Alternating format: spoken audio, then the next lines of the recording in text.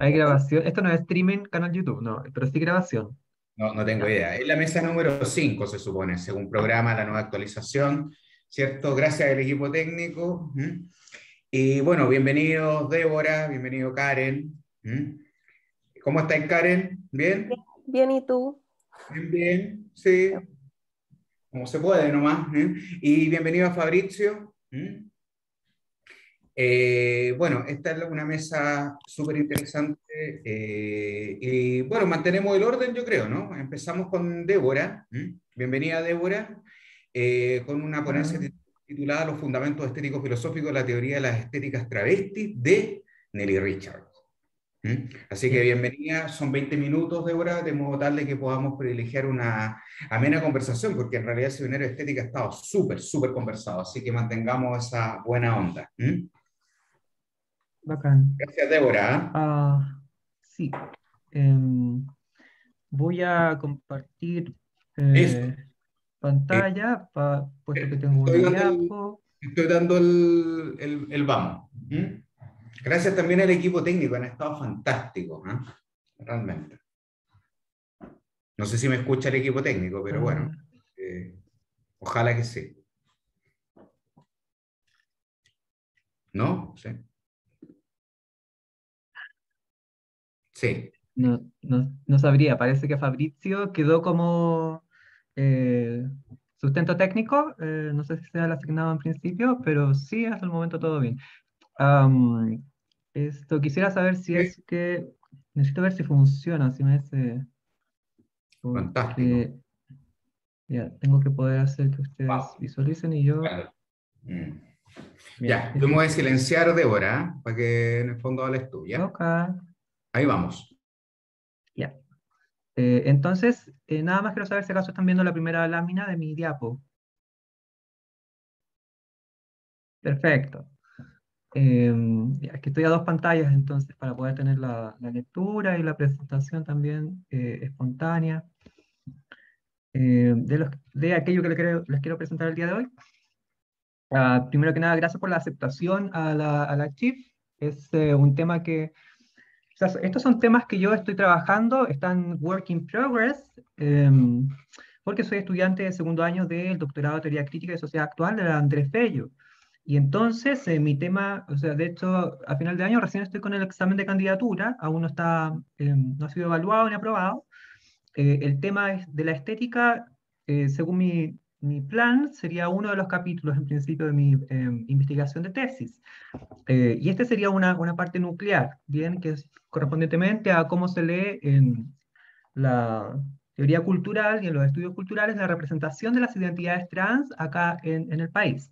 Nelly Richter es, por lo tanto, una de las personas más relevantes en la intelectualidad chilena para pensar justamente en la representación de lo trans y en cómo las dislocaciones sexogenéricas en el orden de la producción artística ha favorecido la reivindicación de derechos sociales particulares que tienen que ver con las identidades trans.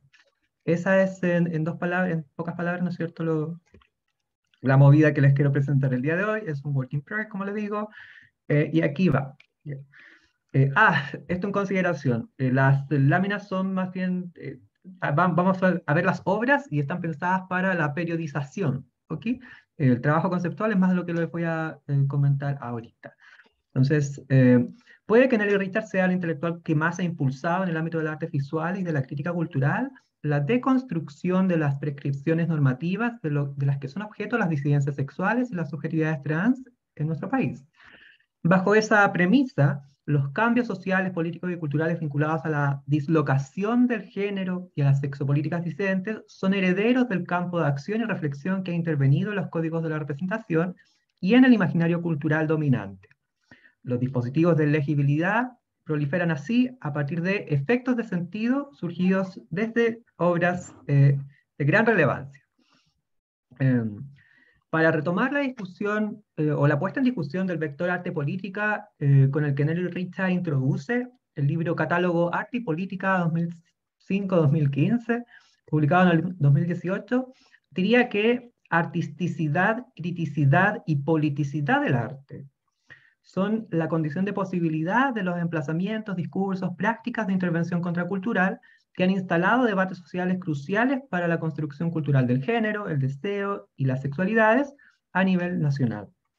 El aborto, por ejemplo, pensado en razón de los cuerpos gestantes, la ley de identidad de género, la educación sexual integral, son ejemplos de esto último. En buena medida, la crítica a la heterosexualidad obligatoria, a la expectativa social cisgénero y al reduccionismo biologicista del binarismo de la diferencia sexual han podido ser pensados de manera creativa, desobediente y teóricamente situada, gracias a los ensayos y compromisos con la escena crítico-cultural, con la gestión académica, la producción editorial y con el diagrama de flujos deseantes que han reposicionado estrategias e interrogaciones emanadas al calor de las políticas y reflexiones postfeministas. En pocas palabras, hay una conexión directa, ¿no es cierto?, una influencia, un revestimiento de la crítica teórica hacia la avanzada de derechos sociales. En materia de sexopolíticas disidentes, como la memoria, los derechos, la representación de las identidades trans, travestis, transgéneros, transexuales y no binarias, la publicación del libro Abismos Temporales en el 2018 consolida aquello que Richard llama teoría de las estéticas travestis. Y son 50 años o 5 décadas ¿ya? De teoría de lo que he identificado bajo esta fórmula. Ha pasado por distintas acepciones. La metáfora travesti, es una de ellas. Bueno, y hay varias más que vamos a alcanzar a ver, yo creo, hoy día. Entonces, mi hipótesis de trabajo, la que quiero avanzar aquí, es que el conjunto de lecturas e intervenciones consignadas bajo esta fórmula, teoría de las estéticas travesti, está motivada por una problematización teórico-filosófica no muy explorada en términos estético-filosóficos. Quiero ser clara a este respecto, ¿no? Mi finalidad no es tanto la de relevar el diálogo de Richard con la filosofía, como la de identificar y diagramar desde el campo de problemas de las epistemologías trans, los fundamentos y motivaciones estético-filosóficos que más han incidido en la comprensión de las formas de vida y en las formas de expresión transidentitarias en el campo teórico-cultural chileno. Surgen varias preguntas en cuestión que vamos a ir avanzando, ¿no es cierto?, a partir de... La teoría de las estéticas travesti atraviesa 5 décadas, como les mencionaba, de producción crítico-cultural chilena. Esta surge a partir de una lectura heteróclita y provocadora de las performances de Carlos Lepe. Cuerpo Correccional, de 1980, es uno de los libros claves a este respecto. Y con la producción de obra de Juan Domingo Dávila. La cita amorosa, de 1979, es otra gran referencia importante como escena inaugural de lectura. A finales de los años, todo esto a finales de los años 70. Ese primer periodo, ya voy a hablar acá de 3 periodos de la teoría de las estéticas travestis en Richard, este primer periodo es sistematizado y puesto en relación con el conjunto de obras que constituye la escena de la avanzada, primero con la publicación de Una mirada sobre el arte en Chile del 81, y luego con las 2 publicaciones, ¿cierto?, de Márgenes e Instituciones, la en inglés y la en español, que consta del 1986. A este primer periodo predomina también, ¿qué es lo que predomina? ¿No? Predomina, bueno, la experimentación teórico-crítica centrada en la interrogación del deseo, en clave psicoanalítica, y en el lugar del cuerpo en tanto plataforma de experimentación de procesos de descalce genéricos sexuales. Además predomina la serie de fotografías, además pertenece a este periodo la serie de fotografías sí, tomadas por Paerrasuri desde 1980, del 82 al 87, ¿no? Tomadas en conventillos y prostíbulos periféricos de las ciudades de Talca y Santiago, que es conocida como la Manzana de Adán.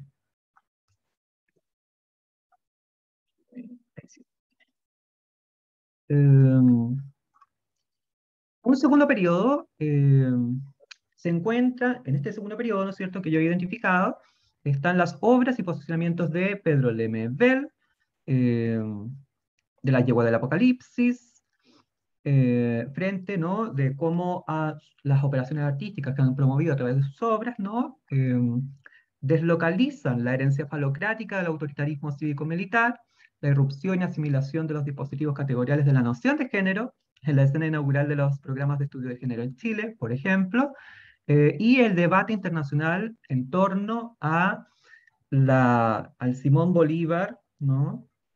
De Juan Domingo Dávila, del 94.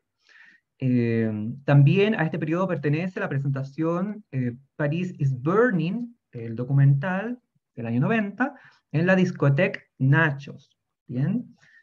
Un tercer periodo está constituido por la visita de Paul Preciado en el año 2004, los debates e incardinaciones de la Coordinadora Universitaria de las Disidencias Sexuales, como lo fue la publicación de Un feminismo sin mujeres, ese es el primer periodo de la CUT, lo que podemos ver en pantalla, pero asimismo, ¿no? La publicación, bueno, el coloquio, Feminismos sin mujeres, pero también la publicación del libro como tal, asimismo el comentario analítico de Inflamadas de Retóricas de Jorge Díaz y Johan Mijail, así como la actualización de los debates feministas en torno a las demandas del activismo trans, que bajo distintas corrientes, autónomos, deconstructivas, trans excluyentes y posidentitarias, han dado cuerpo a las tensiones e inflexiones ético-políticas de sus premisas, estrategias y posicionamiento, añadiendo un capítulo más a una diatriba que conformó el punto de arranque de los estudios trans al inicio de los años 90. Esto es el manifiesto post-transexual de Sandy Stone, que aparece, ¿no es cierto?, levantando la discusión entre los feminismos trans excluyentes y las teorías queer, así como la importancia que tiene la autobiografía y la autotanatografía para comprender una temporalidad más allá de la perspectiva social cisgénero. Este tercer periodo, como les comentaba, está constituido también eh, por el postscriptum sobre la apropiación travesti de José Antonio Cast para una campaña sobre violencia de género que pone sobre la mesa las provocaciones y respuestas de la agenda conservadora de la derecha política a las demandas de los movimientos feministas. Además, hay ahí en este tercer periodo un ensayo sobre la película Casa Rochelle de Camila José Donoso, que es una película del 2017. Además está Locas Alocadas, un pequeño textito inédito publicado en Abismos Temporales. ¿Ya? Bien, esta vertiente de lecturas y experimentaciones desemboca en Abismos Temporales, el libro que compila textos que van desde el 87 al 2018. La compilación desarrolla una retrospectiva transdisciplinar que pone en escena, pone en escenas, o sea, pone a la luz, ¿no?, escenas y tecnologías de la crítica que revelan la cuestión del sentido y la deconstrucción de la economía de la significación. ¿Ya? Hay una teoría, o más bien una puesta en acción de la comprensión del lugar de lo teórico, en tanto que lugar impuro, que está vinculado a una deconstrucción de la economía de la significación. Bueno, sus objetos reintroducen la apuesta, ¿no?, por la producción de contragenealogías y la diversificación de cartografías sexodisidentes de manera situada, coincidiendo con el método adoptado por la crítica posthistórica de la teoría queer y con las epistemologías trans. Habiendo ya delineado el periodo, ¿no?, o la periodización, ¿no?, paso ahora a darle cuerpo a lo que he identificado como los fundamentos estéticos filosóficos que subyacen a la teoría de las estéticas travestis de Richard. Para esquematizar propongo leer los dos ejes, o al menos dos ejes, ¿ya? De hecho, ayer por la noche estaba pensando, apareció un tercer eje, porque esto es work in progress, pero me voy a quedar con los dos por el momento, ¿no? Entonces, mi intención es seguir la pista del campo de inflexiones críticas abiertos por esta teoría, con el objeto de buscar en los elementos medulares que socavan, ¿no es cierto?, la prescripción normativa de la representación hegemónica de género y la sexualidad, ¿no? Aparece aquí esta cuestión de los vínculos arraigados con el androcentrismo de la historia de la filosofía. Bien, primer eje. De esta articulación estaría constituida por lo que es una especie de semiotización del problema del original versus la copia, que está encarnado en el cuerpo trans. Este eje da cuenta de la confrontación de la teoría del sujeto, en la crítica a los esencialismos que filtraron hasta cierto punto, se filtraron hasta cierto punto en la teoría de la diferencia sexual, así como la deconstrucción del falocentrismo en la tradición de la metafísica occidental. Bien, es observable que Richard se abastece de un quiebre epistémico surgido en Francia en la década de los 60 y 70, ¿no? Bien conocido como post-estructuralismo. Richard hace uso del psicoanálisis, la semiótica, la filosofía del acontecimiento y la crítica literaria para generar una lectura novedosa y extremadamente singular que tiene lugar en el marco de los debates sobre arte y política en Chile. Dicho de otro modo, a través del lente postfeminista de Richard, esta batería teórica abastece, no siendo la única por supuesto, desde muy temprano, tanto la pensatividad de la producción teórico-crítica del arte chileno, como su relación posicional respecto a las resistencias a las representaciones hegemónicas, ¿no? Asimismo, esto se puede ver encarnado en la experimentación in situ de las obras. Tengo un desglose ya de este primer eje, eh, no se los voy a describir, sí traje a colación algunas citas que me parece que son claves, pero el desglose estaría constituido por un nivel cuerpo, un nivel cita y un nivel de traducción. Leo entonces un par de citas de este primer eje. Respecto de Carlos Lepe, Richard dirá, en márgenes instituciones. Lepe realizó numerosas performances video en las que aparecen diferentes técnicas de travestimiento de la identidad, la pose y su cosmética, la teatralización de personajes y la copia de retratos, ¿no? Que se oponen con su fantasía del retoque a la tiranía de los procedimientos de enrolamiento social y sexual que obligan a las identidades a permanecer iguales a sí mismas según el modelo socialmente prescrito. Otra cita, esta vez de Masculino-Femenino del año 93.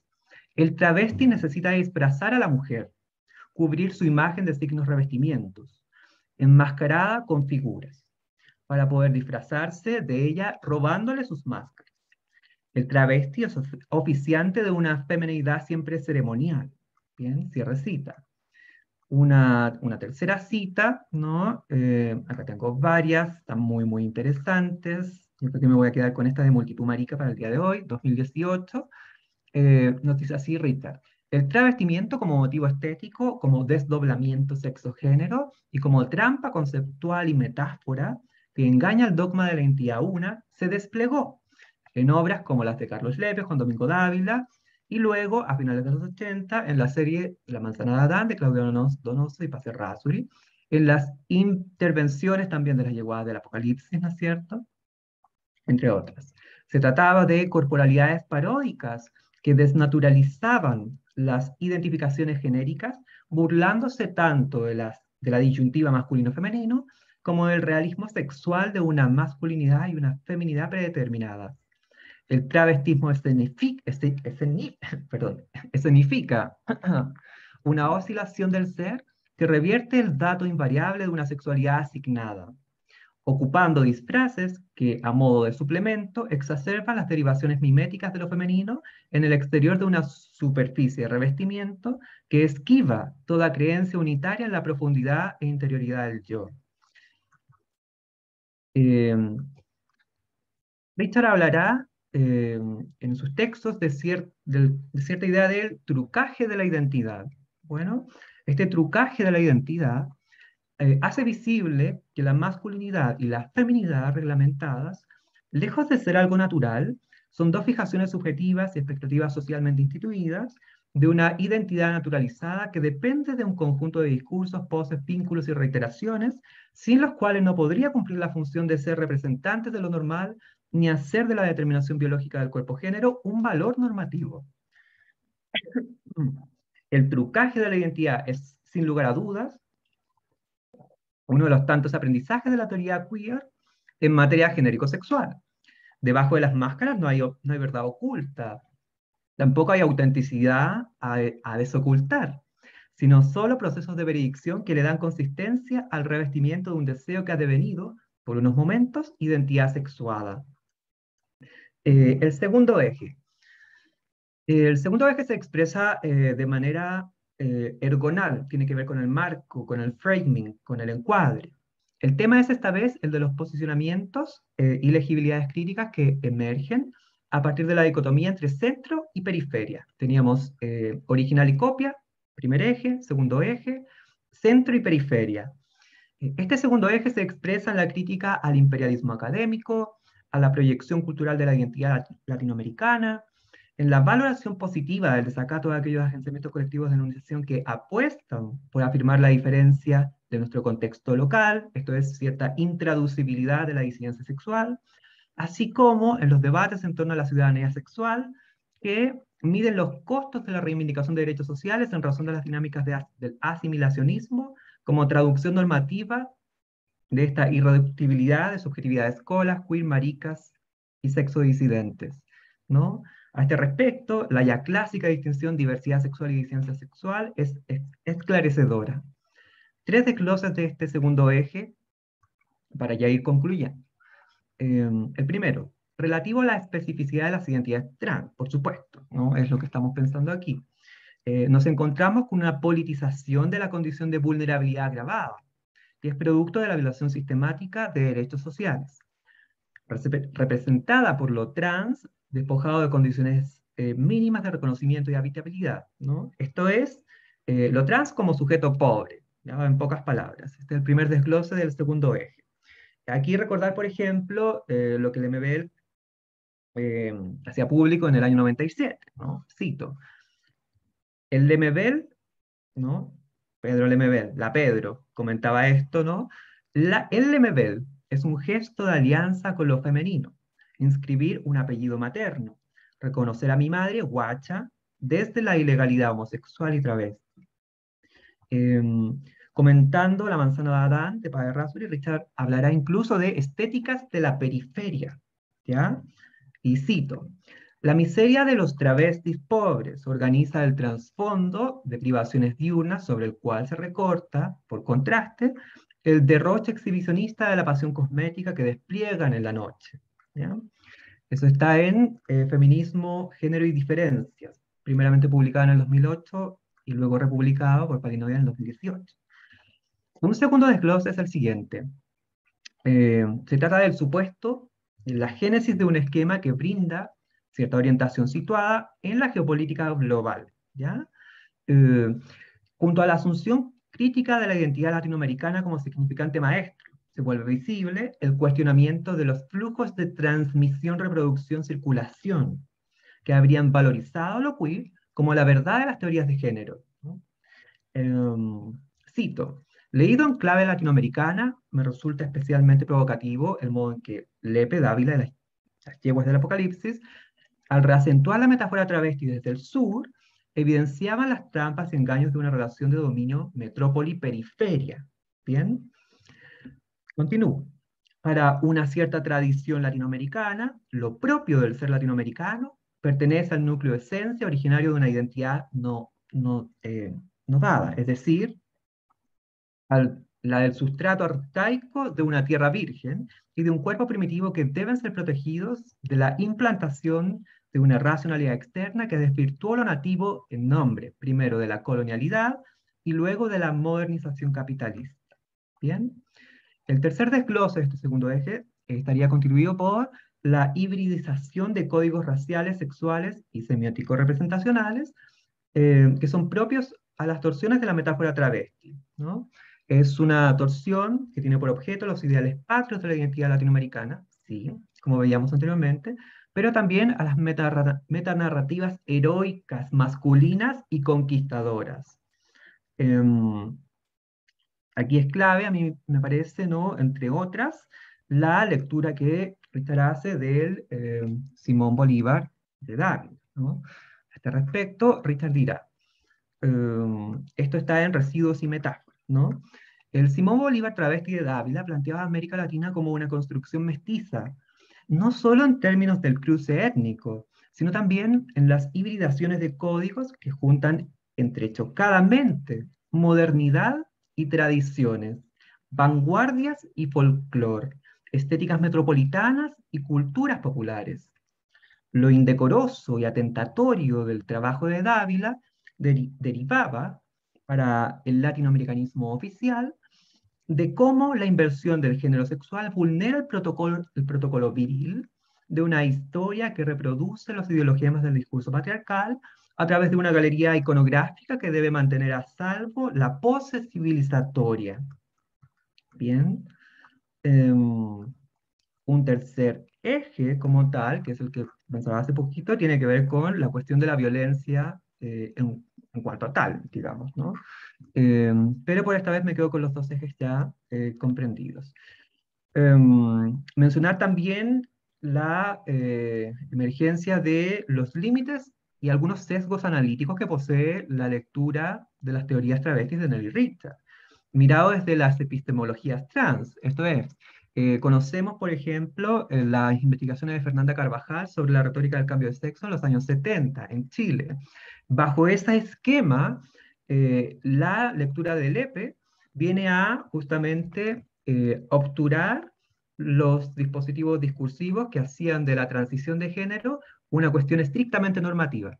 Esto es, si Chile fue el primer país en el cual se realizaron las cirugías de reasignación genital, esto es la producción de neovaginas, bueno, esto fue dado a que un discurso jurídico, médico y la opinión pública, ¿no? A través del sensacionalismo de la prensa, pudieron armar una forma de aceptación social, ¿no es cierto?, de la transición de género de masculino a femenino. Bien, una forma de concebirlo trans sumamente normativa. Es más, ¿cómo encarnaba Marcia Alejandra, por ejemplo, la feminidad de lo trans? Bueno, por el hecho de que era capaz de darle goce a su hombre, porque deseaba ser madre, sin embargo era vedette, ¿no?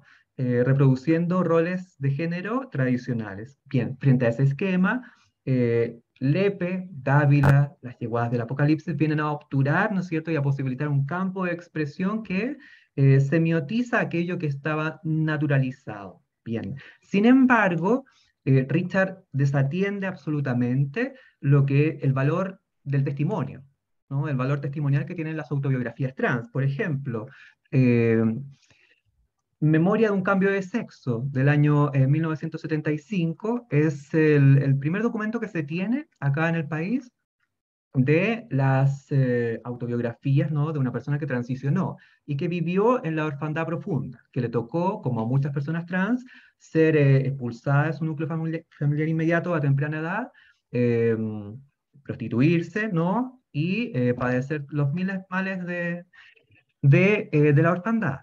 Bueno, sucede que el valor positivo de la autobiografía no es valorizado en las estéticas travestis, ¿no?, del Richard, en parte por esta inflamación del constructo teórico que hace que sea necesario complejizar, ¿no es cierto? Y a través de esta complejización o de esta batería teórica, dar con puntos centrales de la construcción del sujeto, ¿no? En otras palabras.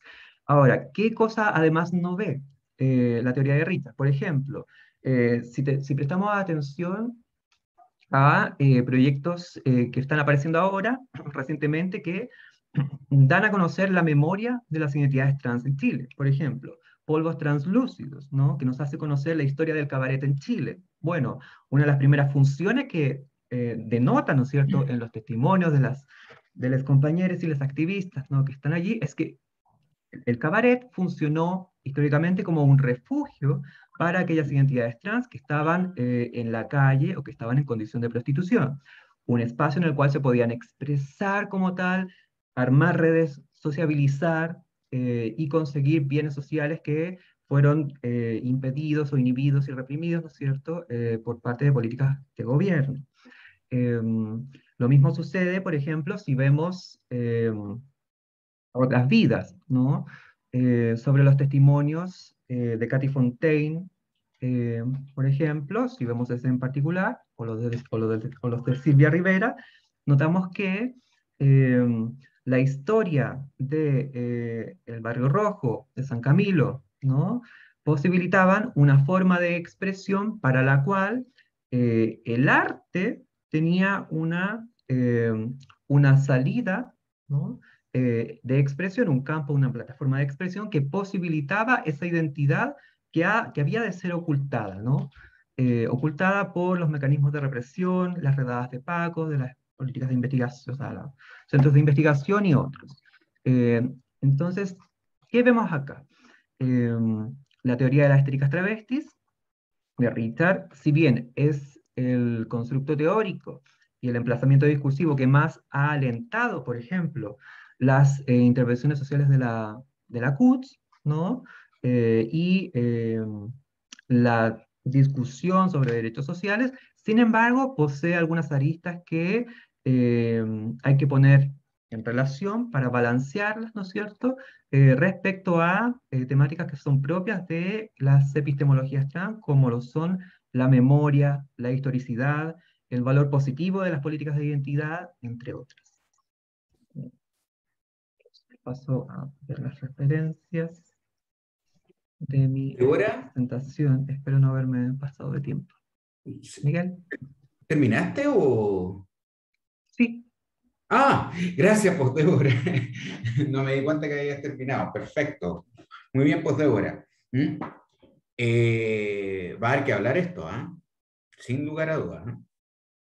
Ya, pues Karen, bienvenida especialmente, ¿no? Y el título de tu intervención, de tu exposición, dice, ¿no? La cita feminista sobre deseo y afectos en los textos de, otra vez, Nelly Richards. Está súper bien, ¿eh? Vamos, ahí vamos, Karen, bienvenida.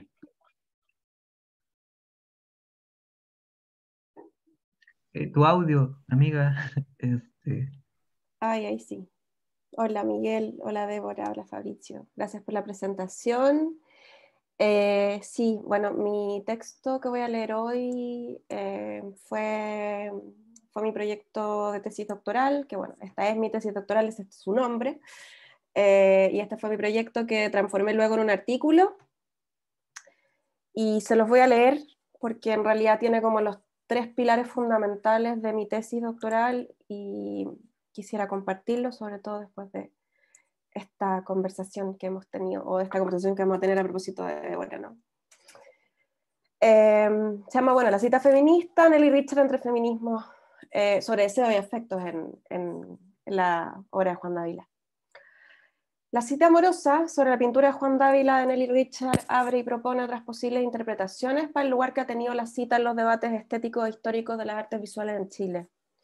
A saber, despliega una lectura que desde los feminismos interroga distintas expresiones culturales y artísticas desde una posición afectiva y deseante. A esta lectura se le llamará en este trabajo la cita feminista. 1. Nelly Richard lee a Juan Dávila. Nelly Richard, en la cita amorosa sobre la pintura de Juan Dávila, texto publicado en 1985, propone que, comillas, el correlato de lectura que establecerá para la obra de Dávila es el viaje. Aquí el viaje será entendido a modo de desplazamiento geográfico, pero también de forma simbólica, es decir, como el medio que permite experimentar las categorías movilidad, itinerancia, transitoriedad, formuladores de una problemática de lo plural, de lo heterogéneo en materia de lenguaje e identidad. El viaje permite fugas por amor y fugas de sentido, trastoca la identidad de un yo unitario a un yo polimorfo, un sujeto que se ha desprendido de la tradición metafísica en las claves de muerte del autor, crítica al falogocentrismo y liberación del deseo. Richard se hace de estas claves y se vale de la cita y lo excesivo sexual en la obra de Dávila para dar cuenta de cómo el feminismo ha explorado lo sexual como campo de rearticulación de lo político. Para entrelazar la cita amorosa en términos de un deseo que explota en la tela y también en la historia de las artes visuales y sus disputas en los años 80 del siglo pasado. Dávila, por su parte, reconoce en los tránsitos de su obra un juego con los signos de la identidad sexual, a través de tácticas de sobreescritura, reconversión, ensamblaje y combinación de piezas que le permitan desorganizar el carácter orgánico de la obra e introducir a la sexualidad como un punto no considerado, sobre todo en el arte del periodo de la Unidad Popular. Refiero tanto a la lectura de Richard sobre Dávila como la entrevista que Dávila sostiene con Paul Voss y que es compilada en el catálogo Hysterical Tears, pues este contiene la traducción al inglés de la cita amorosa, traducción realizada por los mismos Dávila y Voss, y que lleva por título Loving Quotes. De aquí asumo posiciones coincidentes en determinados aspectos y un marcado intento de Dávila por enfatizar que su trabajo no está emparentado con el surrealismo y que su interés en la sexualidad proviene de la lectura de Freud, Sade, Sacher-Masoch, entre otros. Su pintura no se trataría tanto entonces de un inconsciente visual del desnudo y la sexualidad, sino que una puesta de atención sobre los procesos de reemplazo de lo real por sus reproducciones, a través del empleo de una iconografía de carácter sexual que revelará un mecanismo de construcción de la obra que con la cita a otros artistas, el uso de imágenes de la cultura popular y la imagen pornográfica volverán al cuadro un comentario metapictórico de un autor plural. Hysterical Tears sirve además de texto biográfico en donde ese viaje que es de interés de Richard es relatado con fechas y datos, con las razones del artista para mudarse a Australia, luego de conocer en Buenos Aires a quien sería su pareja. El trabajo de Dávila es descrito en el catálogo como provocador, obsceno, como objeto de censura y controversia, que ya había tenido su primer conflicto con el medio artístico y el público australiano con la obra Stupid as a Painter, en 1982, que trajo consigo la protesta de grupos religiosos que denunciaban la decadencia moral de la sociedad a través de la obra de Dávila. Me estoy saltando algunas citas que son parte del texto, pero que en honor al tiempo que tenemos prefiero hacerlo. Por cierto, Nelly Richard, como les decía, no desconoce el trayecto de Dávila y los datos biográficos de su tránsito, de su viaje. Pero antes de sumar otros aspectos relevantes a la lectura, me interesa poner en perspectiva los relatos y quisiera hacer de la cita amorosa una suerte de clave de análisis que permite introducir otras preguntas y miradas a la hora de discutir con las extensas y contundentes proposiciones y lecturas en torno al lugar de la cita en las artes visuales en Chile. Por lo tanto, me interesa explicitar que la cita amorosa tiene un lugar reflexivo, argumentativo y táctico que recorrerá varios textos y disputas que emprenderán Nelly Richard, pues allí ya se deja ver un compromiso feminista, un interés por el lugar del travestismo a la hora de pensar en lo masculino femenino, pues ya habla del arte homosexual como disidencia en la cita amorosa, y una posición en torno a la identidad, un yo mutante, una memoria errante, distinta a la del exiliado que intentará recobrar el sentido lineal de la historia de la unidad popular, y una particular posición sobre la escritura y la lectura que es vindicativa y en sí misma fragmentaria. En tanto hace del lugar de la cita un espacio de resistencia que no siempre respeta el entrecomillado, y prefiere optar por la paráfrasis o incluso un solitario paréntesis que sugiere el nombre de quien sería el autor de lo que la escritura de Richard ofrece o reclama. Este trabajo tiene entre sus objetivos mirar la obra de Richard desde los feminismos, afirmando a la vez que es posible encontrar a estos en sus primeros textos con una diversidad de referencias y posiciones mucho más amplia de la que las otras tesis han sostenido, a saber, solo el recurso de la semiótica, por ejemplo, o solo la referencia en específico a Julia Cristea en particular, o la referencia al psicoanálisis en particular. No pretendo que la cita amorosa sea la llave de lectura para este tema, pero sí quisiera poder establecer un campo de problemas que me permita dialogar tanto con la cita, con los feminismos de Richard y con su opción por una crítica situada, que más que presentista es deseante y estratégica, que se vale de intimidades críticas o usos tácticos de la teoría para dialogar en distintos campos. Si un punto nodal para leer a Richard ha sido margen a instituciones y sus innumerables conatos y relecturas, aquí quisiera que el problema del marco, la escena o lo gestual de la cita apuntan al trabajo que la autora ha emprendido en el campo cultural y en la crítica de las artes visuales, que han llamado su atención en tanto expresiones de una o varias tensiones provenientes desde los feminismos. Para desarrollar este último punto me valdré de reflexiones y textos enmarcados en lo que se ha llamado teoría queer y giro afectivo, y en particular a lo que Sara Ahmed llama una política de citas. Cualquier campo intelectual podría ser descrito como una política de citas, más Ahmed propone pensar el trabajo de los feminismos y la teoría queer conforme a una genealogía de autores y autoras que han trazado una memoria feminista o han sido parte de la construcción de muros feministas y textos compañeros, al modo en que Donna Haraway considera a las especies compañeras, por ejemplo. 2. La cita como lectura de las artes visuales en Chile, una mirada a Oyarzún y Valderrama. Miguel Valderrama, en Modernismo historiográfico, describe las discusiones en torno al marco de la escena avanzada con una obsesión modernista, por los límites de la representación histórica. Una de las discusiones fundamentales que presenta en el libro remite a la lectura de Pablo Oyarzún en torno a la cita, que para este autor, junto a otros recursos como el montaje y la seriación, tendrían como motor principal la inscripción histórica de la obra en la historia del arte nacional. Ese es Oyarzún en Arte en Chile de 20-30 años. Para Oyarzún, la cita en las actividades de la vanguardia sería un recurso de certidumbre desconcertante, comillas, que negaría un pasado como ilusión oficial, volviendo objeto de sospecha cualquier identidad, haciendo de este dato primario un indecible, que es clandestino incluso para quien crea su propia obra. El trasfondo, además, sería la catástrofe del sentido que trajo consigo el golpe de Estado del 73, del que la avanzada se valdría para apuntar su producción artística hacia la transitoriedad, las transgresiones sexuales, el despliegue de la pulsión y el dolor. Asimismo, la avanzada, al establecer relaciones hondas con lo político, demostraría su temple, muchas veces negado, de vanguardia artística. La hipótesis de Oyarzún entonces apuntaba a que los movimientos vanguardistas de la avanzada, pero también otros trabajos que se han enmarcado en la historia del arte en Chile, podrían concebirse como una serie de modernizaciones.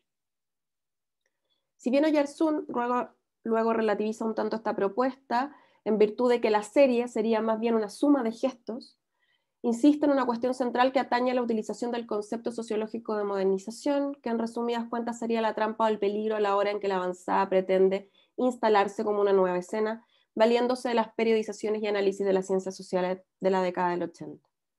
Por cierto, Oyarzún dedica atención a la pluralidad y heterogeneidad de los referentes de las obras de la avanzada, sin dejar de destacar a Juan Dávila en una nota al pie de Arte en Chile de 20-30 años, como una expresión notable del uso visible de la cita con el desnudo, el cómic y la indagación psicoanalítica, entre otros aspectos que destacaría en el modo del uso de la cita en Dávila en contraposición a su uso en versión de certeza desconcertante. Podemos entonces situar dos problemas, al menos para las pretensiones que animan este trabajo: el marco histórico y la cita. Si retomamos a Valderrama, quien se ha encargado de explorar minuciosamente los conatos en torno a estas tramas y discusiones, refrenda el hecho de que la nueva escena, la avanzada, haya buscado politizar el arte a través de la cita, con el fin de mantenerlo ajeno al mercado y arte militante partidista. Y además sostiene que la cita es empleada como un método de inscripción de la histórica de la obra. Valderrama aborda otro aspecto de la disputa en torno a la cita y el marco que inscribe las obras, esta vez a través del texto de homenaje a Walter Benjamin que Nelly Richard publicó a comienzos de los años 90 del siglo pasado y que fuera publicado en La insubordinación de los signos. El autor describe cómo Richard pone en el centro de su análisis la cuestión de la memoria y cómo las obras establecen una relación con su pasado, donde la memoria que se anuncia en el trabajo de la cita no es por consiguiente la perla de un recuerdo rescatado de algunos fondos del pasado, sino un fragmento que se precipita sobre otro fragmento para transformar la memoria del presente. La lectura que Richard propone sobre Benjamin origina otro intercambio con Oyarzún, quien en la misma presentación del libro cuestiona que en lugar de relacionarse con un pasado pendiente, Richard insiste más bien en la inscripción de las obras en una suerte de historiografía. La disputa para Valderrama se resume en las formas de comprender el pasado, los modos de relacionarse con él que ofrecen ambas lecturas. Lo relevante es que la disputa al mismo tiempo se organiza sobre un espacio liminar, pues gira en torno a un número ilimitado de elementos que encuentran en la cita un espacio de condensación y de formulación indicial. Si prestamos atención, no es casual que la figura de Walter Benjamin se ofrezca como una materia de disputa. De un lado encontramos el retorno a Benjamin, que en países como Chile o Argentina se sucedió para repensar el periodo dictatorial y las artes visuales. Oyarzún, Valderrama, Cay fueron todas voces que en distintos momentos hicieron de Benjamin un pensador de la historia, pero también de la huella de la memoria en la obra artística. Nelly no estuvo ausente de esta discusión, ya sea a través de la elaboración de este texto de homenaje o como crítica y editora, pues la huella de Benjamin también es posible de situar en discusiones tanto teóricas como filosóficas dedicadas a este filósofo en la revista de Crítica Cultural. Mi intención es poder repensar los problemas que han atravesado la lectura en torno a la cita sin obviar que existe un terreno que se describe a través de cuestiones como el marco, la vanguardia o la modernización. Pero hecho este encuadre es que quisiera ir valiéndome más de las referencias que ofrece la cita en Dávila para llamar desde allí a otras posibles interpretaciones y lecturas de Richard. El ejercicio, por cierto, puede ser pensado como un ida y vuelta, que sin recortar las imágenes de manera arbitraria permite construir otro archivo de textos, preguntas y cuerpos. Un problema central, junto con introducir en este apartado la cuestión de la sexualidad y la pregunta por la sexualidad, o the question of sexuality, siendo una cita directa de la cita amorosa, guarda relación con abordar desde un archivo feminista y afectivo la relación de Richard con la teoría. Si tal como describe Valderrama, el conato en torno a Benjamin tuvo como uno de sus principales disparadores el problema de una buena o mala lectura en torno al filósofo alemán, quisiera atencionar un problema que podría resumirse como disciplinar, pero que en realidad cruza el feminismo de manera mucho más profunda y recurrente. Si bien a simple vista no hay en la lectura sobre Benjamin atisbos de feminismo, se podría argumentar un poco más allá. Veamos este punto a partir de los usos tácticos de teoría Nelly. 3. Salidas de marco, la cita amorosa. En el libro Crítica y Política, publicado en el año 2013 por la editorial Palinodia, en el que Nelly sostiene una conversación con Alejandra Castillo y el propio Valderrama, que recorre aspectos fundamentales de su trabajo y trayectoria, hay, por cierto, un intercambio en torno a este affair Benjamin, o como lo llamé, pero que más en general acusa recibo de la lógica de filiaciones y herencias intelectuales de las que Richard es depositaria. Allí menciona la noción de intimidad crítica de Miekeval, construye a partir de la lectura de Spivak y que desarrolla en el texto Traveling Concept in the Humanities. Allí Val utiliza una figura que por sí es interesante para este trabajo, el viaje. No por nada la bajada del título de su libro es A Rough Guide, o sea, una guía para viajeros. Una guía que se puede encontrar en los aeropuertos, en las librerías o en los restaurantes de carretera. Una guía barata y accesible. El viaje para Val es la metáfora para cualquier aventura intelectual. Es el concepto que viaja y se propone la tarea de poner en práctica el resultado de una postura o de hacer el ejercicio de marcar y ser enmarcado, being framed. Una primera cuestión a despejar es que desde esta mirada los conceptos nunca son meramente descriptivos, sino que también programáticos y normativos. No son estables y muchas veces leer mal es precondición de la productividad. Richard sostiene en Crítica y Política que ella no pretende ni pretendió convertirse en especialista de los autores que alguna vez citó, trabajó, parafraseó, sino que más bien rescata de Val la propuesta de generar a través del viaje conceptual una intimidad crítica, una suerte de archivo apasionado que puede ser caracterizado como un procedimiento deconstructivo, pero también como formas de traspaso, de idas y venidas entre la antropología y la deconstrucción, o la filosofía y la literatura, o la filosofía y la crítica cultural. La salida de marco en este apartado abordará también la invitación que la obra de Dávila ofrece en su carácter intertextual, con citas que provienen del arte, el cómic, la fotonovela o el registro audiovisual en Super 8, apuntando a la radicalización de la cita mediante la exposición excesiva, la imagen pornográfica y el índex.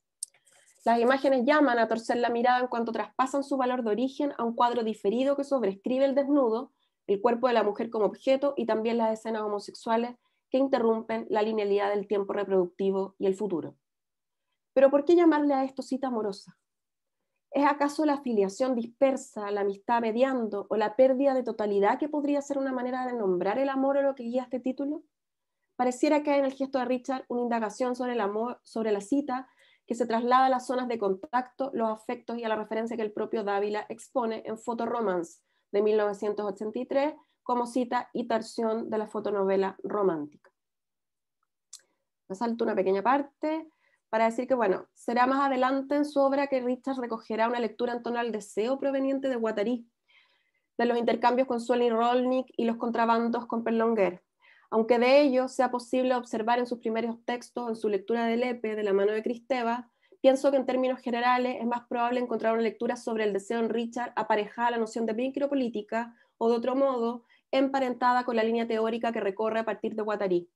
Pero por lo pronto nos vamos a quedar solo hasta ahí con una foto sobre micropolíticas y cartografías del deseo, que es un texto que suele ser citado mucho por Nelly. Voy a ir hacia la cita feminista para ir cerrando. Y bueno, Sara Ahmed, en Living a Feminist Life, describe cualquier filiación intelectual, como les decía, como una política de citas que en general reproducen un orden heterosexual, colonial y androcéntrico. Su política de citas, por otro lado, es el espacio para ocuparse de las feministas que vinieron antes que ella. Citar es un modo de hacer memoria feminista que recuerda y reconoce a las personas que vinieron antes, aquellas que le ayudaron a trazar un camino feminista. No hay en Ahmed una negación del edificio filosófico, entre comillas, con que construyó su trabajo en torno a los afectos, pero su política de citas se trata también de reconocer las ideas de quienes aportaron al feminismo con distintos materiales, desde textos de filosofía hasta la literatura y el cine. Me interesa rescatar e introducir a Ahmed por su trabajo con las emociones, dado que antes hacía la pregunta respecto del carácter amoroso de la cita y sus posibles torsiones a una política de citas asociadas al orden de dominio androcéntrico. Ahmed describe las emociones en su forma de moldear los cuerpos en su superficie, aquello que en términos de Spinoza podría entenderse como que los cuerpos pueden hacer, o las modificaciones del cuerpo mediante las cuales el poder de acción sobre el cuerpo aumenta o disminuye. Un cuerpo como infinidad de partículas con capacidad de afectar otros cuerpos distintos y de ser afectado. Un cuerpo puede ser cualquier cosa, una idea, una piedra, un individuo. El feminismo es sensacional, plantea Ahmed. Y sigo con esto en una definición de lo sensacional que describe tanto la facultad de sentir como el despertar de una curiosidad o una sensación que toca el cuerpo, ¿no? Y cómo las emociones se mueven y circulan volviéndose pegajosas y sudorosas. La cita, en este sentido, es una forma de contacto con el mundo, un modo de sudar, de ser amoroso, de desear. Y en el caso de Richard, la cita feminista compone un archivo que, siguiendo a Ahmed, es una zona de contacto. También tengo algo relativo a abismos temporales, pero para ir cerrando voy a decir que si bien el Richard describe su interés específico sobre las obras de Lepi Dávila como cuerpos de cita, es decir, como cuerpos sin continuidad ni integridad orgánica, unos cuerpos cuyas uniones y desuniones de resto hablaban de una identidad no natural, es decir, no dada, sino que artificial, compuesta, nos deja de reconocer el carácter afirmativo táctico que el feminismo requiere en su dimensión macropolítica, cuestión que inmediatamente abre un vector de análisis que no puede reducir su obra y su quehacer a la conformación de una escena vanguardista con fines meramente renovadores o en conspiración con el orden descrito por las sociologías de la época. Sara Ahmed está consciente también de esto y su trabajo se inscribe dentro del giro afectivo que ha construido un archivo en función de la promesa trunca de la felicidad y del no future. Los cuerpos fragmentados aquí serán la identidad no unificada y fluctuante, que al mismo tiempo asumen las luchas del deseo en la teoría, o en palabras de Luis García, y con esto cierro. En Richard, la pasión teórica cifraba el resguardo de la pasión revolucionaria en tiempos de desamparo político. Abría el margen de un desacato simbólico que se rebelaba contra la complicidad entre el trascendental revolucionario y la racionalidad instrumental de una democracia de baja intensidad. Fin de cita. La política de citas y amorosas richardianas son luchas por el deseo de intervenir y contaminarse con el presente, como ella misma afirmara a propósito del Affaire Benjamin. Citas feministas, deseantes, amorosas y sudorosas. Otro archivo, una mirada torcida y operaciones de montaje diferidas que encuadran de otro modo la operación de la cita o su gesto. Se trata más de deseo y afecto que de la insistencia en la conformación de una escena vanguardista. Eso, y gracias. Y perdón por la lectura tan rápido, pero no quería tomarme todo el tiempo. No, súper, súper bien. Muchas gracias, Karen. Impecable, pero ya estamos acostumbrados Gracias, Miguel. a lo impecable, digamos, ¿no es cierto? Oye, ya, oye, por mor del tiempo, honor del tiempo, humor del tiempo, o en vistas del tiempo y todo ese tipo de cosas, bienvenido, Fabrizio, con tu intervención ponencia titulada Los peligros de la interpretación en un mundo superproducido. La erótica de Susan Sontag para la recuperación del sentir. Ahí vamos, Fabrizio. Bienvenido nuevamente. Muchas gracias. Voy a compartir pantalla.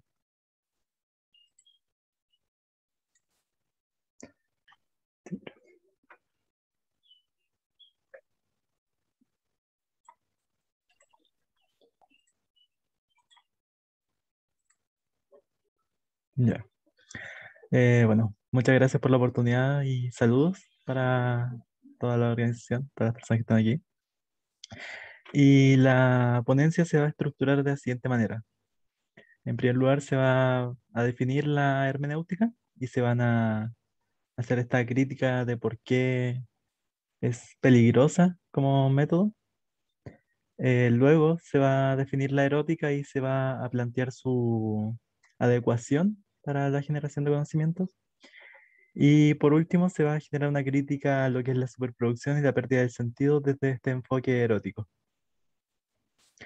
Entonces, para este punto, se puede elaborar primero los conceptos centrales que son, en primer y segundo lugar, la idea de representación y de hermenéutica como tal. Y partiendo con la idea de representación, lo vamos a entender como aquello que siendo objeto, a la vez representa otro objeto, y como, o bien como la forma en que la conciencia percibe los objetos o fenómenos de la realidad en su estado ideal o físico. Y bueno, la hermenéutica, de acuerdo con la enciclopedia Stanford de filosofía, se entiende como el estudio de las interpretaciones y a su vez es un movimiento histórico en que se desarrolla esta disciplina. Acá vamos a entender la hermenéutica como este movimiento histórico que se basa en la interpretación o el ejercicio interpretativo. Entonces, la hermenéutica en filosofía se menciona como uno de sus principales autores a Schleiermacher, quien se refiere a la necesidad de una hermenéutica para la comprensión de discursos desde una perspectiva en que para evitar los malentendidos se ha de entender lo que se desea interpretar desde la perspectiva de que es el material por una parte y por otra lo que es el pensamiento o la psique de quien crea esta obra. Y ya pasando a lo que Sontag nos tiene que decir de de la hermenéutica, ella nos plantea que la hermenéutica es problemática y que sirve como una venganza contra el mundo, y que por medio de un proceso de empobrecimiento y reduccionismo busca instaurar un mundo lleno de significados, o al menos así lo ve ella representada en los autores que son Marx y Freud. Esta idea de llenar de significados las cosas la ve reflejada en el arte. Sontag parte su ensayo contra la interpretación, lamentándose que jamás seremos capaces de experimentar el arte como antes de la llegada de Platón y la teoría del arte como mímesis. O sea, para Sontag, la experiencia artística antes de que el arte fuera retado a justificarse a sí mismo era una experiencia prodigiosa y hasta mágica. Tras ello, el arte como eso que imita la realidad o mímesis pone en cuestión el valor del arte, de modo tal que el arte por sí mismo, por su forma, ya no posee valor, a menos que venga acompañada de un contenido. Y aunque se puede dejar de lado la idea del arte como algo que necesariamente busca mimetizar la realidad, y eso puede ser observado en lo que es el arte abstracto, de todos modos, hoy en día la reflexión en la teoría del arte de la tradición griega se mantiene. Y esto ha vuelto problemático la existencia del arte y ha sido necesario traerle una defensa. Entonces, cuando surge la defensa del arte, este se divide, se transforma en forma y contenido. Esta separación permitió que el contenido del arte fuese esencial, mientras que la forma no es más que un accesorio. Y esto se va a ver ejemplificado más adelante. Ahora, volviendo a esta separación de obra y contenido, el problema de hoy en día es que una obra de arte sí o sí ha de decir algo. Entonces, el arte como experiencia se pierde por completo, dado que no se nos permite vivir el arte, solo interpretarlo. De ahí que surge esta idea de la interpretación como una venganza contra el mundo. Y ya volviendo un poco a la idea central, ¿por qué se diría que es reduccionista y empobrecedora? Esto se dice porque al dotar de significados el mundo, nos privamos de la posibilidad de experimentar el mundo. La experiencia sensible queda fuera de nuestras posibilidades. Ni se nos ocurre experimentar una obra de arte. Cualquiera sea esta pintura, literatura, cine, lo que se le ocurra como arte. Entonces, no se puede disfrutar del arte. Yo creo que en la mayoría de las ocasiones que una persona visita un museo, se puede dar esta tendencia a ver una pieza e intentar darle un sentido, un significado. No se vive la pieza de arte. Y planteó Sontag en torno a esto. Ninguno de nosotros podrá recuperar jamás aquella inocencia anterior a toda teoría, cuando el arte no se veía obligado a justificarse, cuando no se preguntaba a la obra qué decía, pues se sabía o se creía saber qué hacía. Para ella, el contenido hoy en día no es más que un fastidio. En Sontag, la idea de interpretación es como una traducción, donde una obra se desprende de distintos elementos que llamaremos A, B y C. Y cuando estos elementos se desprenden y se traducen o transforman en lo que realmente significan, o sea que A, B y C en realidad significan X, W e Y, Sontag ejemplifica con diversas interpretaciones que han llevado a cabo para quitarle la maravilla a la experiencia artística. Desde los estoicos, por ejemplo, con Homero, donde el adulterio de Zeus con Latona fue interpretado como la unión del poder con la sabiduría. De este modo llega Sontag a la conclusión de que el ejercicio interpretativo se sustenta en generar una discrepancia entre lo que puede evidentemente observar en una obra y la posterior exigencia de quien pueda leerla o observarla. En este sentido, la interpretación no es más que la alteración de una obra para mantener la vigencia. Surge como una forma de revitalizar las obras, o al menos así funcionaba en un principio. Pero hoy en día pareciera que la alteración se ha vuelto mucho más agresiva y por lo tanto aquí nace lo problemático. Hoy en día la interpretación lo que busca hacer es llegar a la profundidad del texto, pero yendo mucho más allá y destruyendo todo a su paso. En este sentido, la obra se transforma en algo que por ningún motivo podría ser, pero que finalmente se entiende por verdadero. En este ámbito menciona a Marx y Freud, y desde Freud menciona la idea de contenido manifiesto, que tras un cuidadoso análisis permite llegar a su contenido latente. Entonces, estos contenidos serían lo que en Marx era la interpretación de las guerras y las revoluciones, que sin ser interpretadas carecían de significado. Entonces, interpretar se transforma en exponer los fenómenos con la intención de encontrar su equivalente. Sin embargo, Sontag no quiere decir que la interpretación jamás deba ser utilizada, sino que debe ser utilizada cuando es pertinente, cuando se pueda entender como un acto liberador, pero no cuando carezca de impertinente, o sea, no cuando parezca impertinente y cobarde. Entonces, esta venganza intelectual no es más que un proceso empobrecedor que sirve para convertir lo que llamamos el mundo en este mundo, pero no es como si hubiera otro mundo que podamos llamar este mundo. Entonces, Sontag plantea lo siguiente, que es, el mundo, nuestro mundo, ya está bastante reducido y empobrecido. Desechemos, pues, todos sus duplicados, hasta tanto experimentemos con más inmediatez cuanto tenemos. Y ahora pasando al problema de representación en sí, podemos decir que los problemas de interpretación y representación en la obra se dan porque existe esta tendencia de que la obra busca representar un objeto en otro, que sería la obra como tal. Pero si realmente no existe un contenido en la obra, no existe algo que esté representado, entonces no hay nada que decir realmente sobre esto.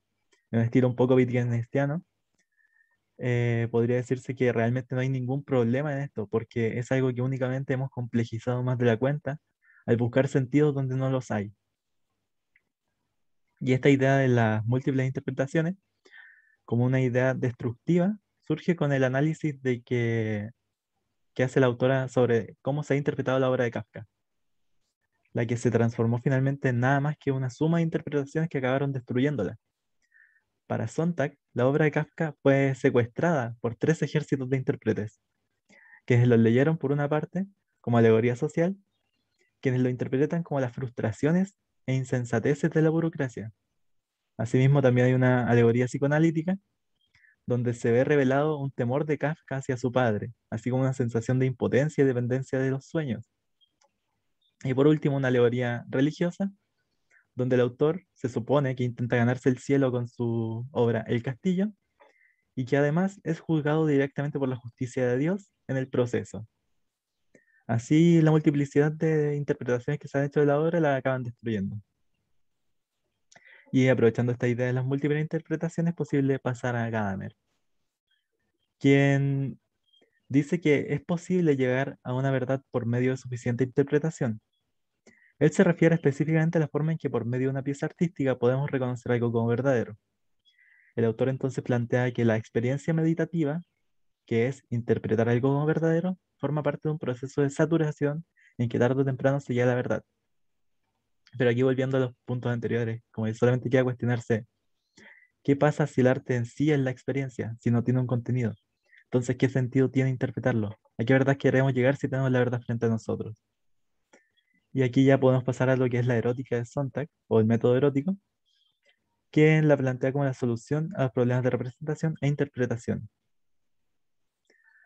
De acuerdo con Sontag, el, el método erótico no se refiere a una idea sexual de Eros, sino que es la recuperación del sentido humano, el reaprendizaje de la visión, oído, tacto, el pleno sentir. Dejar de engañarse con la interpretación. Se trata de reducir el contenido no en el sentido destructivo de interpretación, sino que en el sentido de poder observar detalladamente lo que se encuentra entre nuestros ojos. Hay que hacer un análisis que permita encontrarnos desde los sentidos con la realidad. Así como por decir algo, se puede pensar en esta reducción como lo que se hace con el lenguaje lógico, que finalmente funciona como una suerte de lupa que nos permite observar y comprender en profundidad la parte que nos interesa de la realidad. Solo que desde la erótica, esto funciona como volver a encantarnos con la realidad, entendiendo que es una realidad. Se podría decir de algún modo u otro que la reducción erótica implica este proceso de dejar de lado la idea de que existen otros mundos que se han producido en las interpretaciones. Y en definitiva, la erótica implica eso, encantarnos de nuevo con el mundo y ser capaces de experimentarlo en todos sus sentidos, en su forma más pura e innata.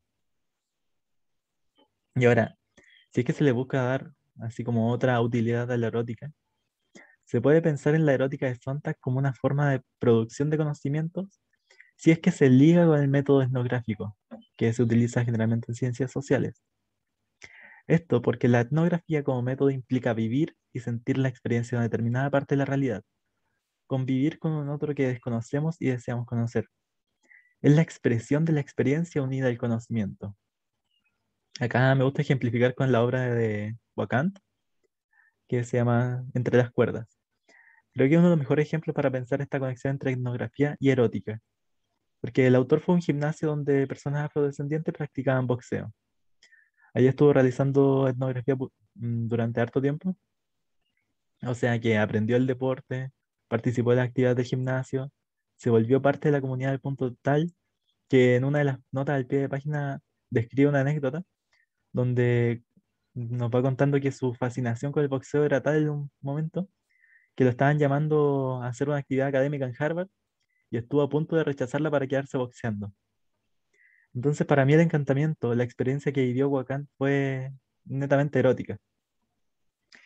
Y ya como cierre, está la idea de superproducción. La erótica de Sontag es finalmente una crítica a la cultura occidental moderna basada en la superproducción, la que nos ha llevado a una constante declinación de la agudeza sensorial. Dicha superproducción se ve reflejada en la falta de sentir que se transforma en interpretación, o pueden ser distintas formas de interpretar los distintos tipos de representaciones del arte, pintura, escrito, entre otros. El hecho de que estemos constantemente expuestos a obras producidas de manera tan masiva nos acaban durmiendo, en el sentido de que se apagan nuestros sentidos más profundos. Se nos hace más fácil pensar que debemos realizar un ejercicio interpretativo a todo lo que nos rodea antes que vivirlo y experimentarlo, porque finalmente esta experiencia es mucho más lenta, más profunda. No podríamos hacer tantas cosas como nos gustaría hacer o que se nos obliga a hacer y vivir en un mundo tan acelerado como este que vivimos, donde todo debe ser realizado lo más pronto posible, negando así los procesos que nos permitan experimentar realmente las cosas. Bueno, ahí se puede también pensar en el cine de terror como un ejemplo de superproducción que nos ha apagado, porque hay tanta producción, tanto impacto repetido, y finalmente deja de ser impactante, genera desencanto con el tiempo. Y acá traje directamente otro ejemplo, que es uno de los más modernos que he encontrado. Estas imágenes son la de la izquierda directamente de un manga que se llama Chainsaw Man, y que para mí es una imagen muy interesante y que despierta un poco esta idea meriana en mí de la hermenéutica, o sea, como pensar qué estaba pasando en la psiquis de la persona que escribió y dibujó esta historia. Pero bueno, la cosa es que realmente yo creo, cuando la veo y entendiendo que hay como toda una historia detrás de esa imagen, la entiendo como algo asombrante y ya. Sin embargo, a la derecha podemos observar otra imagen donde desde un video de YouTube, y surgieron varios videos así, se le intenta dar un sentido a ese panel. También aparecieron otros memes que apelaban a lo mismo, como ¿qué sentido tiene este panel? Y se le preguntaba al autor de la obra qué sentido tenía. Y el autor realmente no tenía una respuesta porque era simplemente lo que es. Y definitivamente este es como un panel que yo creo que modernamente ha sido víctima de la hermenéutica y esta separación que existe entre contenido y forma. Y ya en definitiva, se puede entender que el arte se utiliza en el trabajo de Sontag para ejemplificar lo que ha ocurrido en el mundo finalmente. Pues así como nos hemos quitado la posibilidad de vivir y experimentar el arte, también lo hemos hecho con todo lo que es vivir el mundo. En este sentido, podemos usar la erótica como un método para recuperar nuestro sentir, que se ha visto nublado por este exceso de interpretaciones. Y de paso, podemos pensar en que si se liga la etnografía con la erótica, es posible generar conocimientos muy cercanos a la experiencia. A mi parecer, la erótica realmente es una expresión súper interesante e importante, pues a veces necesitamos que se nos recuerde la relevancia de recuperar nuestros sentidos, sobre todo para poder volver a enamorarnos del mundo. Y finalizo. Muchas gracias, Fabricio. Muchas gracias. Nos quedan unos pocos minutitos antes de partir. No sé si Dana o Rodrigo quieren intervenir con alguna pregunta, algún comentario. Oye, estupenda en todo caso las tres intervenciones, súper ordenadito. Porque además son temas súper complicados. Mientras se anima, ya sea Dana o Rodrigo, a intervenir alguna de los, o todas, ¿no? A mí se me pareció de que en el fondo las tres intervenciones tienen que ver con quizás un problema clásico. Disculpen los filósofos que me pongo, pero bueno, igual están todos metidos más o menos en filosofía, así que están en congresos, filosofía, etcétera, etcétera, etcétera. Hay una cuestión, aparece un problema, no ocuparon mucho esa palabra, ¿no?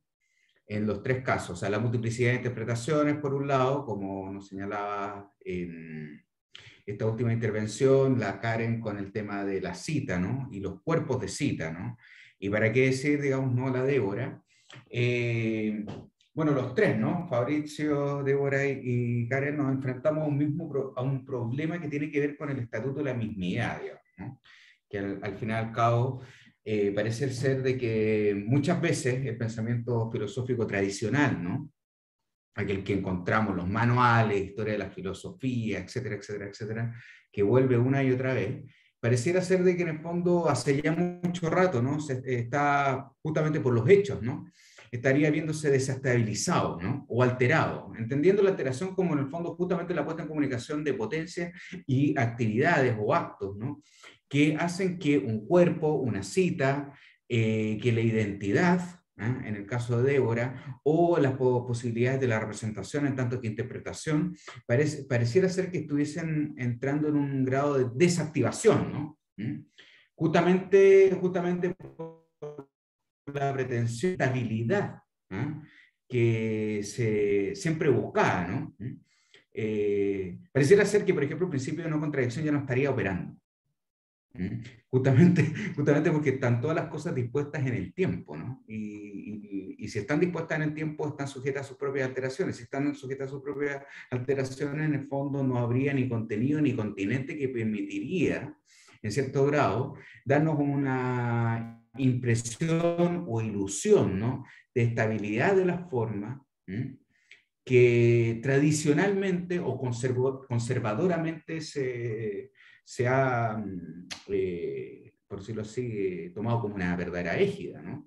No sé cómo lo ven ustedes así. Les dejo ese problema a la mismidad, finalmente, ¿no? De un pensar sin el tiempo, como una cuestión que podemos animar una breve, desgraciadamente, ¿no? Conversación. Realmente los felicito a los tres, impecables, o sea, súper buenas, súper estructuradas las intervenciones. Muy bien. No sé, ahora el micrófono y vamos con la conversación. No es una pregunta, sino que es un comentario o para poder conversar un ratito cortito que sea, ¿no? ¿Quién va? ¿Vas tú, Débora, primero? No. Ya, porque estamos bien ordenados hoy día, así que Está bien. O sea, somos full formales, bien. Sí, que está re bueno. Por ahí pienso inmediatamente en las políticas de alteración, en los trabajos de investigación de la Alejandra Castillo, de la ALE, a propósito justamente de arquitecta o desde ahí en adelante, ¿no? Para pensar los archivos de artistas visuales femeninas, mujeres, ¿no? Que dislocan algunos principios normativos. Ahora, ¿cómo vinculo o cómo quiero asociar, ¿no? ¿Cómo quiero intervenir en esta posibilidad de apertura de discusión? es, claro, el principio de mismidad, que es una cuestión de estatuto filosófico grueso, que corresponde a las teorías del conocimiento, ¿no? Que es en principio sumamente abstracto, pero que maneja orden de jerarquía bastante marcado. Tiene, por supuesto, consecuencias reglamentarias, ¿no? Y entre esas consecuencias reglamentarias, una de ellas tiene que ver con el contrato sexual, la distinción, ¿no es cierto?, entre hombres y mujeres, las formas de opresión que están de por medio, las formas de vida que quedan, evidentemente, invisibilizadas y imposibilitadas del goce de ciertos derechos. Entonces, te daría a colación eso, ¿no? Que cuando se piensa las formas de dislocación de algunas, algún orden normativo de la sociedad, está en juego justamente lo que serían los fundamentos o principios filosóficos que dan, le dan abasto, ¿no? Le dan fundamento, evidentemente, a esas prácticas institucionales. Ahora, dos cosas, ¿no? Justamente a propósito de la cita o de la importancia, por ejemplo, que tiene para Judith Butler y para el diálogo entre Butler y la Richard, el hecho de la reiteración, ¿no? Comprender la teoría performativa del género como algo que pone el acento sobre la iterabilidad de ciertas conductas y rituales, ¿no? Eh, en particular en aquellos que tienen que ver con la identidad sexuada o con los procesos de identificación que permiten encadenar, ¿no es cierto?, instancias afectivas y conceptuales que dicen relación con la autodeterminación del género y la sexualidad de los sujetos. Entonces, hay una cuestión ahí re interesante, yo iría a sumar quizá mismidad a el tramo temporal, ¿no?, que está interpuesto, cómo esto se piensa con el principio de repetición, ¿no? Diferencia y repetición sería entonces un desglose de eso mismo. Eso por ahora. Yo tengo una pregunta, Karen, pero después vamos con, o sea, primero la primera tanda porque estamos ordenadas y después entre nosotras. No, dale, dale con la pregunta al Dale, tiro. nomás. Débora.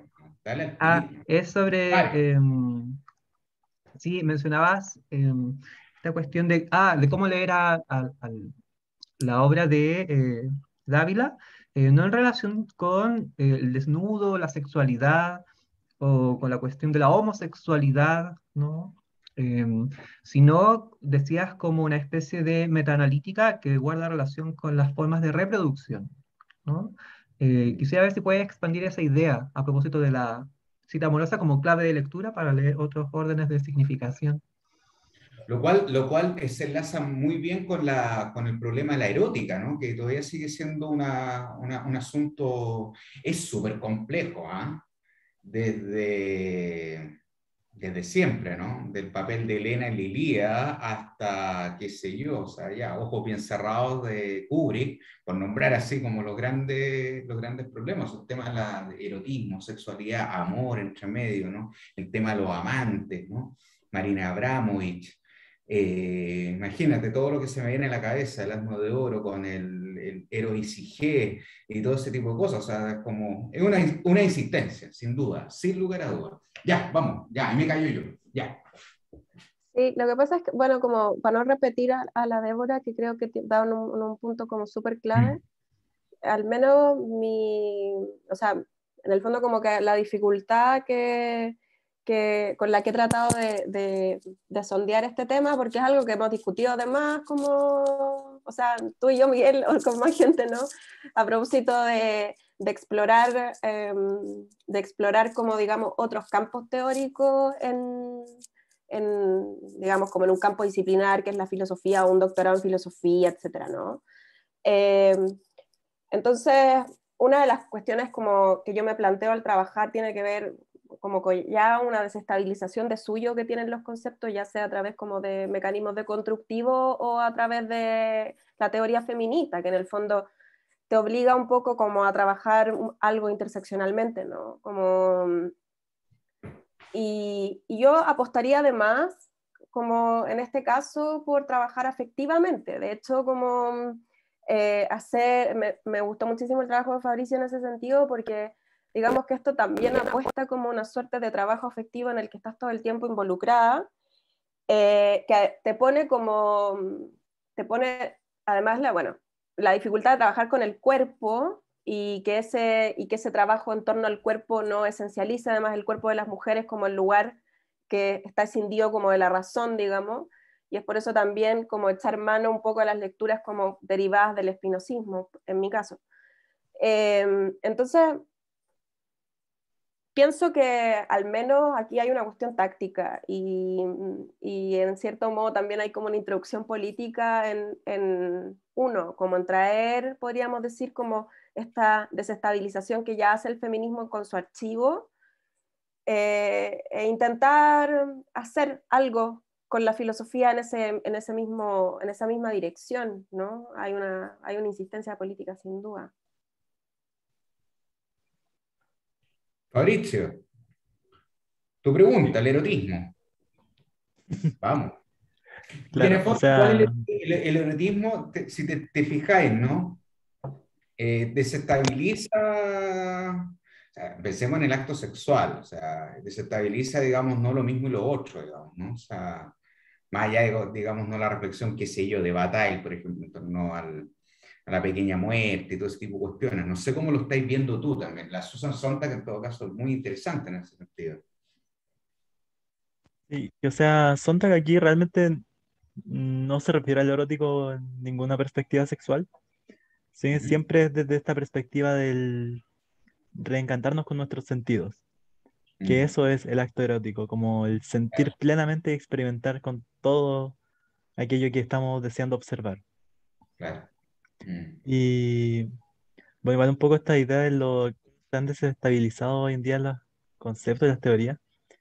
eh, Creo que ahí es súper pensar en todo lo que es más decolonial, porque finalmente cuando todos estos conceptos empiezan a aparecer y comenzamos a considerar estas otras perspectivas, que quizá Spivak podría haber llamado las perspectivas subalternas, eh, darle una relevancia a esas nuevas perspectivas terminan poniendo en jaque estos conceptos que ya teníamos desde antes y que los obligan a revisitarse. Por ejemplo, no sé, todo este tema que pasaba con como un encuentro entre feminismo e islam, que si una persona visita esta forma en que el feminismo islámico se da como tal, es distinto al feminismo liberal estadounidense. Entonces, revisitar eso también es súper interesante y todas esas perspectivas que terminan como yendo un poco en contra de estas teorías que son más fuertes y que generalmente se nos considera para todo. Oye, Ay, ya, pues, chico, oye, qué gana ¿le de puedo seguir. contestar un poquito a la Débora, Miguel, antes? Solo una Pero cosa. obvio, pero rapidito, porfa, que tenemos todos que ir a almorzar y yo tengo que moderar la siguiente mesa Sí, solo una porque cosa muy se me cortita. enfermó la Marcela, po. Pucha, Marcelita, Pucha, se un me abrazo. enfermó, pero bueno, Mucho por eso cariño, cariño Marce. No, solo decir que grabado, cariño de Marcela, grande. que o sea, a mí me interesa leer lo homosexual, lo pornográfico en Dávila, pero no Claro. solo lo homosexual y lo pornográfico en Dávila, porque Dávila tiene una reflexión en torno a la cita que está dada en el contexto de su obra. Es Mm, decir, mm, hay una mirada que es estética, digamos, ¿no? Es decir, está haciendo una cita de otros autores, está haciendo una cita de otros artistas, y a Dávila le interesa explorar en esa tecla. Hace, podríamos decir, como explotar el significante cita, ¿no? Con la metáfora pornográfica, pero le interesa la cita en sí misma. Y es por eso que es importante meterse en el lado de la reproducción y meterse en Dávila, no solo en lo que Nelly dice sobre Dávila. mm. Súper. Oye, le recomiendo, le meto la cuña, ya que Dávila ha salido, también Carlos Lepe, y todo eso. Hay una tesis recién defendida, no, hace meses ya un poco, pero durante este año, de la Paula Norato. ¿Mm? No sé si lo ubican, la Paula. Es notable, realmente interesante y agrega elementos, por decirlo así, de la historia del arte chileno, ¿no? Que permite trabajar estos temas también con otros insumos, por decirlo de algún modo, con otros materiales que sin duda pueden abrir, entre ellos Dávila, ¿no? Entre ellos Dávila, así que yo la recomiendo mucho, mucho, mucho, la Paula Norato. Ya, los tenemos que dejar. Ah, qué lindo el gato, me Llegó encanta. la Ramona. Ah, mire, una gata. Oye, ya, oye, felicitaciones de mi parte, espectacular, súper ordenado, que gana de seguir conversando, pero desgraciadamente debo alimentarme un poco para seguir. Súper. Espero que me compren. Pero Por yo voy a supuesto. seguir Sí, conversando. tranqui. ¿Ya? Ok, La nos seguimos. vemos. Ya, pues. Gracias, que esté muy bien. Igual. Chai, chai. Excelente. Abrazos.